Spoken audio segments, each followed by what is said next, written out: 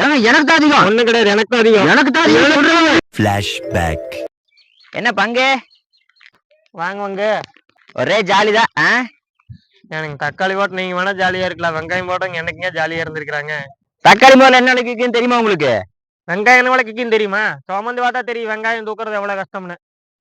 எது தக்காளி டெய்லி உட்காந்து பொறுக்கி போட்டு 6 விலைக்கு கொண்டே வித்து பாருங்க. அப்புறம் தான் எது கஷ்டம்னு. உங்களுக்கு என்ன 2 நாள் அரிஞ்சு போட்டு காசு பார்த்து போயிட்டே இருப்பீங்க. அரிஞ்சு போறது என்னமோ 2 நாள் தான். ஆனா அது அன்னைக்கு விற்கிற விலைதான். இன்னைக்கு லாபம்னா லாபம், நட்டம்னா நட்டம். ஆனா தக்காளி அப்படி இல்லை, ஒரு வாரத்துக்கு விற்கலினாலும் அடுத்த வாரம் விற்க நீங்க லாபம் சம்பாரிச்சு போயிருவீங்க. ஏனுங்க தக்காளி 6 மாசத்துக்கு ஆயிக்குது.